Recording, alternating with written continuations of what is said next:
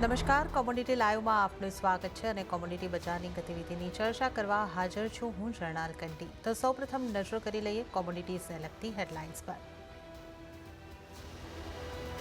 સોના અને ચાંદીની વધી ચમક. આંતરરાષ્ટ્રીય બજારમાં સોનાના ભાવ 2540 નજીક. એમસીએક્સ ઉપર સોનામાં 71,500ની નજીક પહોંચ્યો કારોબાર.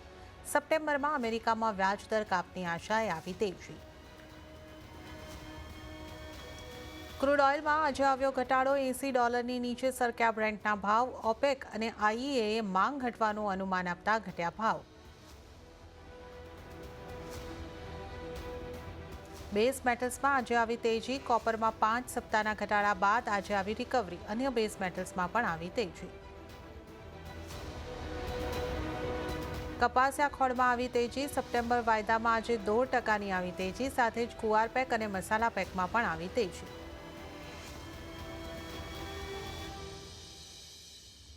ચર્ચાની શરૂઆત રૂપિયા સાથે કરીએ તો રૂપિયો ડોલરની સામે આજે 5 પૈસા જેટલો મજબૂત થઈને 83.89ના શુક્રવારના બંધની સામે આજે રૂપિયો 5 પૈસા જેટલો મજબૂત થઈને 83.94ના સ્તરની આસપાસ પહોંચતો દેખાયો છે.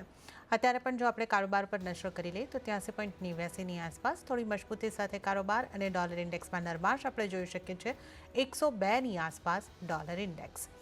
વધુ ચર્ચા કરીશું. ચર્ચામાં આપણી સાથે કુંવરજી ગ્રુપના રવિ દેવરા જોડાઈ ગયા છે. રવિજી, સ્વાગત છે આપનું સીએનબીસી બજાર પર. અને રૂપિયાની અને ડોલર ઇન્ડેક્સની આપણે વાત કરીએ તે પહેલાં આજે રક્ષાબંધનનો એક પવિત્ર તહેવાર છે, તો આપને અને તમામ આપણા દર્શકોને રક્ષાબંધનની ઘણી બધી શુભકામનાઓ. અને રવિજી, ત્યારબાદ જો આપણે વાત કરી લઈએ, ડોલર ઇન્ડેક્સની અંદર નરમાશ આવી છે. રૂપિયો થોડો આપણને મજબૂત થતો લાગી રહ્યો છે, તો અહીંયા કયા પરિબળોની અસર આપ જોઈ રહ્યા છો? ગુડ મોર્નિંગ અને આપને અને સીએનબીસી બજારની પૂરી ટીમ અને દર્શકોને રક્ષાબંધનની શુભકામનાઓ. રૂપિયાની વાત કરીએ તો આજે આમ માર્કેટમાં જોઈએ તો પર્ટિક્યુલર ફ્લેટિશ ટ્રેન્ડ ચાલી રહ્યો છે. હાલાકી બેન્કિંગ ઓપરેશન્સ કોઈ સ્ટેટમાં જ ક્લોઝ છે, બધે ક્લોઝ નથી. એટલે આજે એમાં મીન્સ કે સારા ખુલ્લા બાદ પણ એક મોમેન્ટમ એક્શન થયું છે. આઈ થિંક લાસ્ટ ટ્રેડિંગ સેશનમાં પણ આપણે રૂપિયાની મજબૂતી માટે ઇન્ડિકેશન આપ્યું હતું. ડોલર ઇન્ડેક્સ સતત નબળો થઈ રહ્યો છે, 102ના લેવલ પાસે પહોંચી ચૂક્યો છે. તો મારા હિસાબે એની તેજીની ઇમ્પેક્ટ છે રૂપિયામાં જોવા મળી રહી છે, મીન્સ ત્યાં મંદીની. બેઝિકલી આઈ થિંક હજી પણ જોઈએ તો અકોર્ડિંગ ટુ ડોલર ઇન્ડેક્સ જોઈએ તો જ્યારે ડોલર ઇન્ડેક્સ 105, 106 હતું ત્યારે આપણે 83, 10, 20 સુધીના લેવલ પર કન્સોલિડેટ કરી રહ્યા હતા. ત્યાંથી ડોલર ઇન્ડેક્સ ખાસો 2% એટલે કે 2-2.5% જેવું કરેક્શન આપી ચૂક્યો છે. છતાં રૂપી એ લેવલે નથી પહોંચ્યો. તો એ લેવલ સ્પેસિફિક એવું લાગી રહ્યું છે કે અહીંયા એક મીન્સ કે હજી પણ આર્બિટ્રેજ છે. ડોલર ઇન્ડેક્સ જે પ્રકાર નીચે છે, આઈ થિંક હજી પણ તેજી અને મજબૂતી આગળ વધી શકે છે. જો આજના ઓપનિંગથી નજીક 83, 92 થી 93 આસપાસ મળે છે, આઈ થિંક વેચીને વેપાર કરવો છે. સ્ટોપ લોસ 84.05નો રાખવાનો છે અને ડાઉન સાઇડ 83.70 સુધીના લેવલ જોવા મળી શકે છે. 70 નીચે ઓર 10 પૈસા એટલે કે 83.60 સુધી આ ટાર્ગેટ એક્શન કરી શકાય. તો મને એવું લાગી રહ્યું છે કે રૂપીમાં આઈ થિંક જે ટોપ છે, બોટમ છે, બની ચૂકી છે અને અહીંથી હવે સ્ટ્રેન્થ સાઇડનો કારોબાર જોવા મળી શકે છે. ઓકે, તો હવે આપણને રૂપિયો અહીંયા આગળથી મજબૂત થતો દેખાઈ શકે છે. એ 83.73 અને ત્યારબાદ 83.60 સુધીના આપણે ટાર્ગેટ અહીંયા આગળથી યુએસડી આઈએનઆરની અંદર બનતા જોઈ શકીએ છીએ. તો સેલ સાઇડ રહીને ચાલી શકો છો. 83.92ની આસપાસ તમે યુએસડી આઈએનઆરમાં વેચીને કારોબાર કરો. તો આપણે અહીંયા આગળથી વાત કરી ખાસ કરીને કરન્સીની. હવે સોનાની વાત કરી લઈએ તો સોનામાં આંતરરાષ્ટ્રીય બજારમાં નવા શિખર બનતા જોવા મળ્યા હતા. આજે પણ કોમેક્સની ઉપર સોનાના ભાવની જો આપણે વાત કરીએ તો 2,500ની આસપાસ બનેલા દેખાય છે. તો $2,500 સ્તર છે એ હજી પણ આપણને સસ્ટેન થતું લાગી રહ્યું છે. શુક્રવારે 2,549 એટલે કે $2,549 સ્તર પર કિંમતો આપણને આંતરરાષ્ટ્રીય માર્કેટમાં પહોંચતી દેખાઈ હતી. એમસીએક્સમાં પણ સોનાના ભાવમાં આજે ઉછાળા સાથે કારોબાર છે. 5%ની મજબૂતી અહીંયા આગળ પણ બનતી દેખાઈ રહી છે. 71,500ને પાર કારોબાર એમસીએક્સ ઉપર થઈ રહ્યો છે. સપ્ટેમ્બરમાં વધતી જતી વ્યાજદર કાપની અપેક્ષાએ સોનાની કિંમતોની અંદર વધારો થયો છે. રવિજી, જે રીતે આપણે અહીંયા આગળથી ઉલ્લેખ કર્યો, શુક્રવારે કોમેક્સ ગોલ્ડ પર હાઈ બનતા દેખાય અને હજી આપણે જોઈએ છે કે ઉપલા સ્તરેથી થોડું પ્રોફિટ બુકિંગ કોમેક્સ પર દેખાઈ રહ્યું છે, પણ 2,500ના સ્તર હજી સુધી જળવાયેલા છે. તો આપ સોનાને કઈ રીતે જોઈ રહ્યા છો? સોનામાં હવે આગળ કઈ રીતની રણનીતિ રાખવી જોઈએ? ઝડપથી રૂપીમાં મીન્સ કે જે રીતે આપણે ફંડામેન્ટલ ડોલર ઇન્ડેક્સમાં ડિસ્કસ કર્યા, સતત ડોલર ઇન્ડેક્સ છે નીચે આવી રહ્યો છે અને એક સકારાત્મક ઇમ્પેક્ટ છે તમને સોનાના પ્રાઇસ પર બનતી જોવા મળી રહી છે. આઈ થિંક હજી પણ મને એવું લાગી રહ્યું છે કે કોઈ મંદીના ન્યૂઝ હજી નથી દેખાઈ રહ્યા. પર્ટિક્યુલર આઈ થિંક ઓગસ્ટની ફેસ્ટિવિટી પણ ચાલુ થઈ ચૂકી છે. તો આઈ થિંક જે ફિઝિકલ ડિમાન્ડ છે એ પણ ઘણી સ્ટ્રોંગ રહેવાની છે આ ટાઈમ. એઝ વેલ એઝ જોઈએ તો ઇન્ટરનેશનલ માર્કેટમાં જ્યારે તેજી ક્યારે ચાલુ થઈ, લાસ્ટ ટુ લાસ્ટ ટ્રેડિંગ સેશનમાં એક ન્યૂઝ આ કે ચાઇના એમની જે તદંતર એમને મીન્સ આખું પોતાનું ઇમ્પોર્ટના બંધ કરવાના ન્યૂઝ હતા, એમાં તેમને એક પાર્સલી રિલીફ આપી કે ચાઇના છે એ અમુક અમુક જે પોતાની બેંકો છે એને ઇમ્પોર્ટ કરવાની અને છૂટ આપી અને થોડું ઇમ્પોર્ટ વધશે, જે ચાઇના તરફથી સાવ એક્સપેક્ટેશન્સ નહોતી ત્યાંથી એક સપોર્ટ મળી ગયો અને એના હિસાબે લાસ્ટ ટ્રેડિંગ સેશન અને એના પહેલાના ટ્રેડિંગ સેશનમાં એક સારી એવી રિકવરીનો માહોલ જોવા મળ્યો. મારા હિસાબે આજે થોડું ફ્લેટિશ ટ્રેન્ડ છે પણ ઓલ ઓવર ફંડામેન્ટલ સારા લાગી રહ્યા છે. 71,200 નું જે રેઝિસ્ટન્સ બન્યું હતું એ ઘણા ટાઈમથી ક્રોસ નહોતું થઈ શક્યું. હવે ક્રોસ થયું છે તો આઈ થિંક ત્યાં ખરીદી કરીને જ કારોબાર કરવો જોઈએ. લેવલ સ્પેસિફિક આજે એક નાની રેન્જમાં રહેશે એટલે થોડું 71,450 એક નાના સ્ટોપ લોસ 71,200 ના બાય કરવું જોઈએ. આજ કોઈ આંકડાઓ પણ ઇમ્પોર્ટન્ટ નથી. ઉપરની બાજુ એક સીમિત અપસાઇડ 71,900 સુધીની જોવા મળી શકે છે. ઓકે, તો એક સીમિત અપસાઇડ માટે અહીં આગળથી ખરીદી કરીને ચાલવાની સલામતી દેખાઈ રહી છે. 71,900ની અપસાઇડ માટે ટાર્ગેટ માટે તમે ખરીદી કરીને ચાલી શકો, તો આ સોના માટે સલામતી દેખાઈ રહી છે. રવિજી, મિડલ ઇસ્ટનું જે સંકટ છે એ અહીંયા આગળથી હજી ઘેરાઈ રહ્યું છે. હવે અમેરિકાને પણ એવું લાગી રહ્યું છે કે ઈરાન અને ઇઝરાયલની વચ્ચે યુદ્ધ થઈ શકે છે. તો આનો એક સપોર્ટ હજી આપણને મળતો દેખાશે કે એ ઓલરેડી ફેક્ટર ઇન છે આ? મારા હિસાબે યુદ્ધ ફેક્ટર ઇન નથી. આઈ થિંક જે પરિસ્થિતિ અત્યારે છે ટોટલી ફેક્ટર ઇન છે. પરંતુ જે બ્લિંકન એમના જે સેક્રેટરી છે એ અત્યારે ત્યાં મીન્સ કે middle east as well as Israel એના સતત સંપર્કમાં છે. આજે જ એમને સવારે લેન્ડ પણ કર્યો છે તો સાઉદી અરેબિયા અને ઘણા નેશનમાં જવાના છે, ત્યાં મળવાના છે. તો આઈ થિંક બધા પ્રયાસ થઈ રહ્યા છે. હાલાકી ચાઇના, રશિયા આ તરફથી કોઈ વધારે પ્રયાસ નથી થઈ રહ્યા આ વોરને અટકાવવા માટે. ડેફિનેટલી કોઈ એક સાઈડ નથી લઈ રહ્યું કારણ કે બંને સાઈડ મીન્સ કે રશિયા, ચાઇના, ઇન્ડિયા જેવી મેજર કન્ટ્રી છે જેના રિલેશન ન્યુટ્રલ છે બંને સાઈડ, તો એ લોકોનું વધારે ઇન્ટરેપ્શન નથી થઈ રહ્યું. તો આઈ થિંક મને એવું લાગી રહ્યું છે કે મિડલ ઇસ્ટ વધારે મીન્સ કે કન્સર્ન હશે, જ્યાં સાઉદી છે, સાથે કતાર છે, ઇજિપ્ત છે, આ બધા કન્ટ્રીઝ છે તરફથી ઇન્ટરવેન્શનના ચાન્સીસ છે. આ વોરમાં નહીં પરિણમે કારણ કે ઈરાનને જો અત્યાર સુધી આઈ થિંક અટેક નથી કર્યું, તો અત્યાર સુધી અટેક જો થયો હોત કે કાઉન્ટર અટેક થયા હોત તો આઈ થિંક આ પરિસ્થિતિ થોડું વણસી શકે. પરંતુ જે નેગોશિએશન છે એમાં કોઈ મીન્સ કે પરિણામ નથી આવ્યું. એ ડેફિનેટલી નેગેટિવ ન્યૂઝ છે કારણ કે લાસ્ટ હમાસ અને ઇઝરાયલ વચ્ચેના જે નેગોશિએશન છે એ પણ ફેલ ગયા છે. તો I think America full try કરી રહ્યું છે પણ જોતા એવું લાગી રહ્યું છે કે આ જીઓપોલિટિકલ રિસ્ક હજી પણ પ્રિવેલ છે. ગમે ત્યારે એના માટે પ્રિપેર રહેવું જોઈએ. અને જો ગોલ્ડ માટે પર્ટિક્યુલર વાત કરીએ તો આઈ થિંક ગોલ્ડ માટે જો આનાથી પરિસ્થિતિ ખરાબ થાય તો ડેફિનેટલી એ ત્યાં થોડું મીન્સ કે ઇઝરાયલ કોઈ અટેક કરે છે કે ઇઝરાયલની સામે પછી મીન્સ કે ઈરાન ઇઝરાયલ વચ્ચે કોઈ એકબીજા કાઉન્ટર થાય છે કારણ કે હવે જો ઇઝરાયલ એક પણ નેગેટિવ સ્ટેપ ભરશે કે ઈરાનના કે ઈરાન સાઈડ આસપાસના કોઈ પણ ત્યાં હુમલો થશે તો મારા હિસાબે આ ડેફિનેટલી વોરમાં પરિવર્તન થઈ શકે છે. તો ઇફ એન્ડ બટ વાળી કન્ડિશન છે. હાલાકી ફંડામેન્ટલ્સ જે અત્યારે છે એ જ પ્રાઇઝિંગ છે. વોરના ફંડામેન્ટલ પ્રાઇઝિંગ નથી કારણ જો વોર ઇમર્જ થાય છે અને પર્ટિક્યુલર ઈરાન અને ઇઝરાયલ વચ્ચે તો મારા હિસાબે 2680-2700 સુધીના ટાર્ગેટ પણ નકારી ના શકાય. જે સંકટ છે એ તો સોનાની કિંમતોની અંદર કે બજારની અંદર ફેક્ટર ઇન છે, પણ યુદ્ધ અત્યારે આપણે ફેક્ટર ઇન ગણીને નથી ચાલી રહ્યા. જો આવું કંઈક થાય છે તો સોનામાં 2600-2700ના સ્તર પણ બનતા દેખાઈ શકે છે. પણ અમુક દેશો અહીંયા આગળથી જે થોડા પ્રયાસો કરતા દેખાઈ રહ્યા છે, તો આ યુદ્ધની પરિસ્થિતિ જો સર્જાય છે તો એની ઇમ્પેક્ટોની આપણે વાત કરી. ચાંદીની પણ વાત કરી લઈએ તો સોનાના પગલે ચાંદીમાં પણ ઉછાળો છે. ભાવ $29 પાર પહોંચ્યા હતા. MCX ઉપર ચાંદી આજે સૌથી વધારે ઉછાળો બતાવ્યો છે અને ભાવ 83,800ની આસપાસ 83,846 ઉપર આપણે અહીં આગળથી જોઈ શકીએ છીએ. તો 0.5%નો ઉછાળો આપણને MCXની ચાંદીમાં દેખાઈ રહ્યો છે. રવિજી, ચાંદીને અહીંયા આગળથી આપણે કઈ રીતે જોવી જોઈએ? કારણ કે આંતરરાષ્ટ્રીય બજારમાં ફ્લેટ કારોબાર છે, પણ એમસીએક્સ ઉપર મજબૂતી સાથે કારોબાર છે અને આપણે જે રીતે વાત કરી 83,800 પાર છે. તો ચાંદીમાં આપણે કઈ રીતની રણનીતિ રાખવી જોઈએ?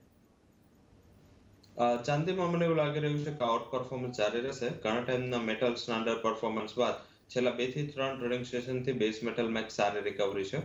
તો મારા હિસાબે આ રિકવરી યથાવત રહેવી જોઈએ અને આ રિકવરી આગળ એક્સટેન્ડ પણ થવી જોઈએ.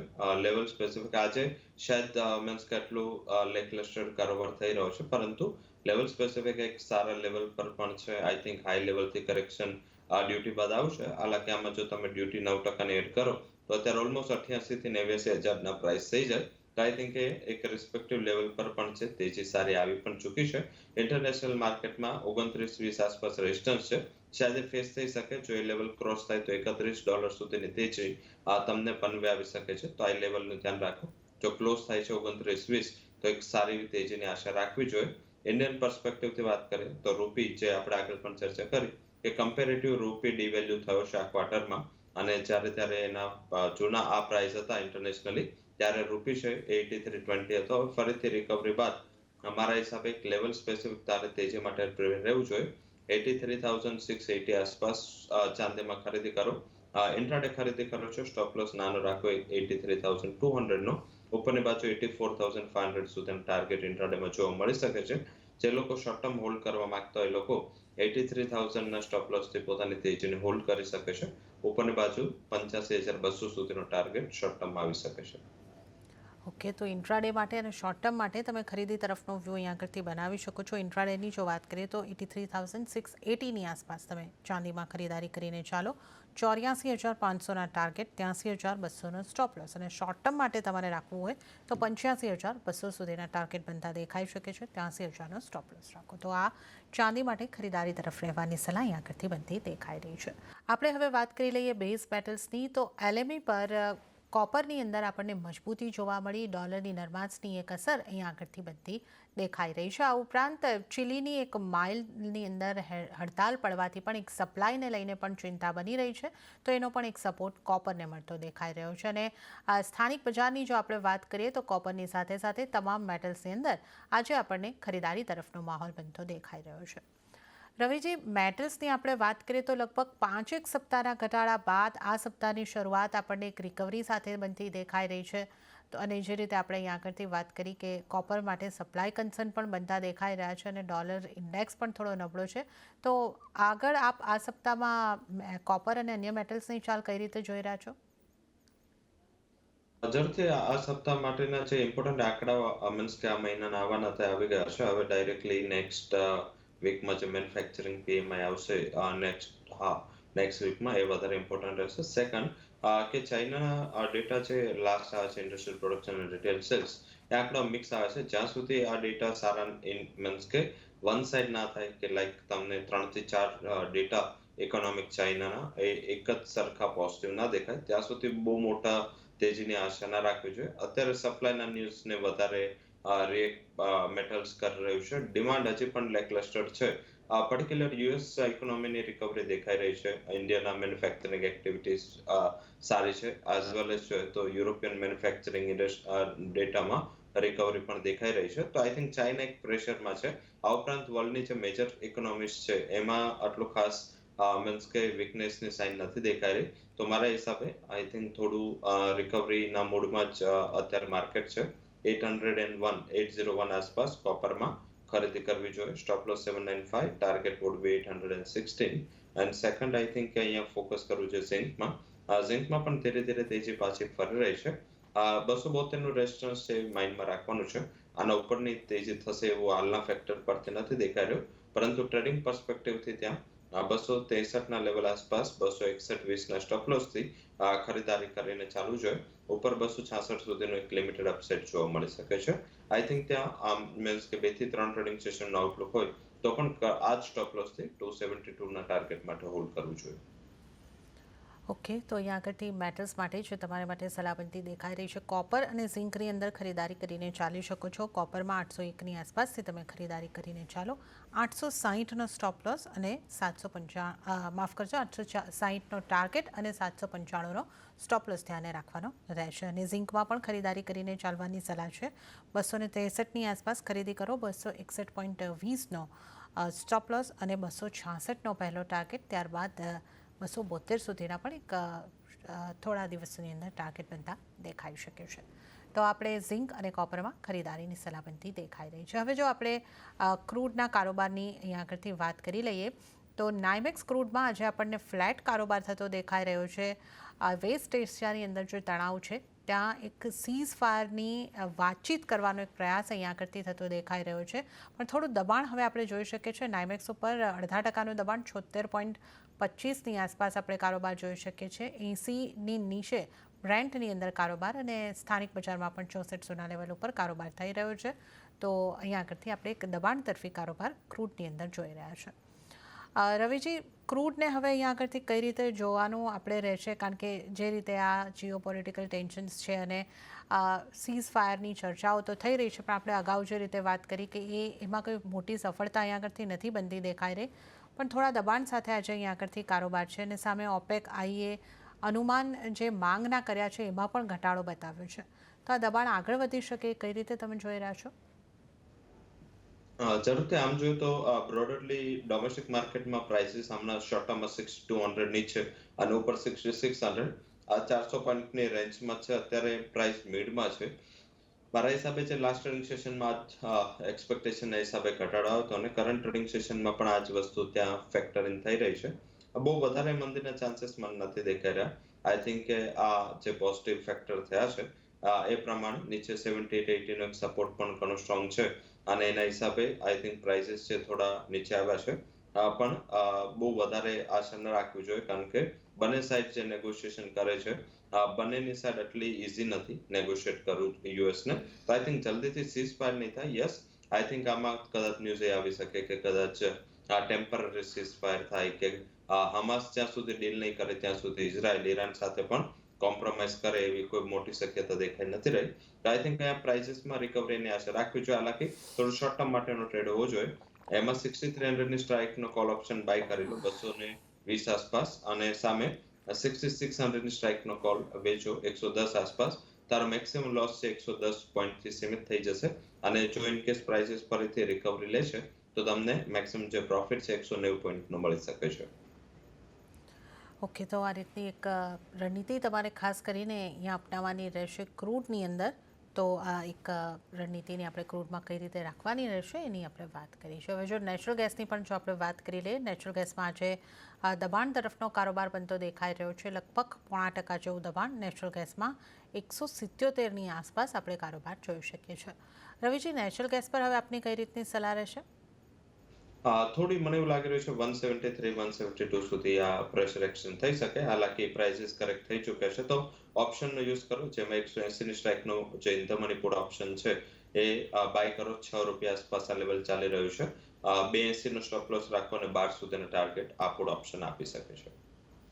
ઓકે, તો અહીંયા પણ એક પુટ ઓપ્શન ઉપર ધ્યાન રાખીને ચાલવાની સલાહ અહીંયા આગળથી બનતી દેખાઈ રહી છે. ત્યારે હવે આપણે આગળ વધીએ અને વાત આપણે એગ્રી કોમોડિટીઝની કરી લઈએ. તો એગ્રી કોમોડિટીઝમાં આજે આપણને કપાસિયા ખોળના વાયદામાં ખરીદારી થતી દેખાઈ રહી છે.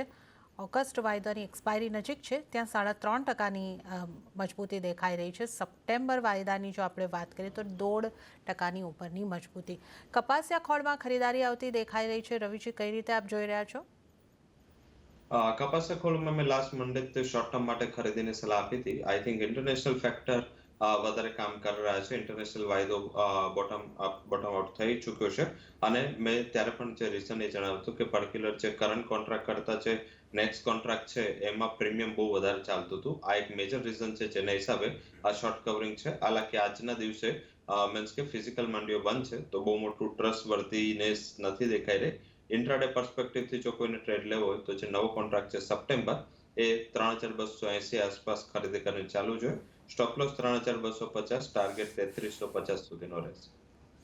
ઓકે, તો નવા કોન્ટ્રાક્ટમાં કપાસિયા ખોળમાં ખરીદી કરો 3000 રવિજી, ટાર્ગેટ આપે કેટલો જણાવ્યો છે? 3,350 જે નવો વાયદો છે. 3,350 સપ્ટેમ્બર વાયદા, નવા વાયદામાં ખરીદીની સલાહ. અને આ ઉપરાંત એગ્રી કોમોડિટીમાંથી કઈ આપની સલાહ રહેશે? એગ્રી કોમોડિટીઝમાં આ ઉપરાંત મારા હિસાબે આજે થોડું ગુવાર કોમ્પ્લેક્સમાં પણ બોટમ આઉટ દેખાઈ રહ્યું છે. આઈ થિંક ગુવાર ગમમાં ખરીદી કરી શકાય છે. સપ્ટેમ્બર કોન્ટ્રાક્ટમાં 10,320 આસપાસ ખરીદી કરો, 10,200 નો સ્ટોપ લોસ. ઉપરની બાજુ 10,600 સુધીનો ટાર્ગેટ બનતા જોવા મળી શકે છે. તો જો ઇનકેસ કપાસ ના કોન્ટ્રાક્ટ જો કોઈ તેજી કરવી હોય તો આ એક મને લાગી રહ્યું છે કે અહીંયા થોડી જગ્યા બની રહી છે. આ ઉપરાંત ટર્મરિકમાં ફોકસ કરો, ત્યાં પણ બોટમ આઉટ પ્રોસેસ બની રહી છે. 16,000ના સ્ટોપ લોસથી ઇન્ટ્રાડે પૂરતી ખરીદી કરો 16,110 આસપાસ, અને ઉપરની બાજુ 16,400 સુધીનો ટાર્ગેટ તમને ઓક્ટોબર ફ્યુચર આપી શકે છે. ઓકે, તો ખરીદારીની સલાહ ગુવાર ગમમાં 10,600ના ટાર્ગેટ માટે, અને હળદરના ઓક્ટોબર ફ્યુચરમાં ખરીદારી કરો 16,400ના ટાર્ગેટ માટે. તો આ સલાહ એગ્રી કોમોડિટીઝમાંથી. અને ત્યારે જ રવિજી, આપનો આભાર. આપ અમારી સાથે જોડાયા અને તમામ કોમોડિટીઝ અંગે આપણે ચર્ચા કરી. આપનો આભાર. અને આ સાથે જ કોમોડિટી લાઈવમાં હાલ પૂરતું આટલું જ. હાલ મને પણ આપશો રજા, પરંતુ આપ CNBC બજાર સાથે જોડાયેલા રહો.